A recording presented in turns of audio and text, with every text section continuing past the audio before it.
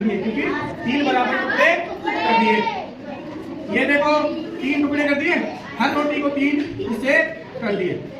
हाँ, अब देखो ये मान लो एक भिखारी है। अब मैंने इस भिखारी को इसका एक टुकड़ा दे दिया, पहले दिया वैसे, तो 3 टुकड़ों में से एक दे दिया, है ना। अब दूसरा टुकड़ा भी दे दिया तो ये 2 हो गया। अगर तीसरा टुकड़ा भी दे दिया तो आप बोलोगे सर 3 टुकड़े दे दिया। तो अब आप इसको बोल सकते हो कि एक कंप्लीट रोटी दे दी, कंप्लीट दे दिया, हिस्सा दे दिया। अब मान लो एक रोटी तो दे दी, इस रोटी में से भी मैंने एक टुकड़ा दे दिया, तो फिर से आप बोलोगे 1/3। 1/3। अगर ये टुकड़ा भी दे दूंगा तो ये हो जाएगा 2/3।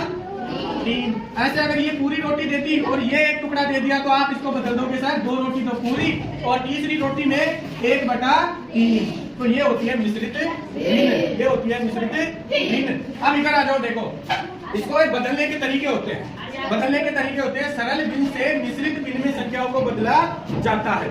अब देखो सरल भिन्न कौन सी है, जैसे मान लो मैंने ये वाली सरल भिन्न ले ली 8/5।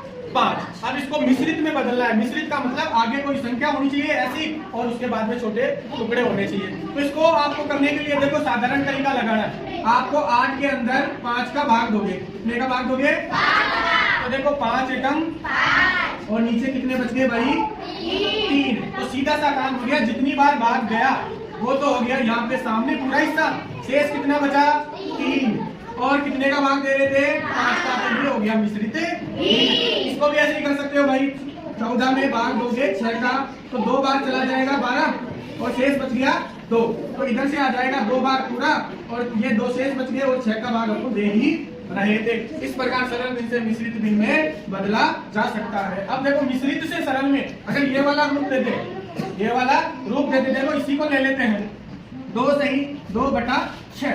तो इससे वापस यही संख्या आ जानी चाहिए, सरल मिश्रित भिन्न से सरल भिन्न। तो इसको करने के लिए आप नीचे जो भी संख्या होती है हर, उसका गुणा साइड वाली जो संख्या है उससे करेंगे। तो 6 को 2 से गुणा किया तो 12 और जो ऊपर होती है अंश में उसको उसमें जोड़ देते हैं। तो 12 में 2 जोड़ दिया तो कितना हो गया?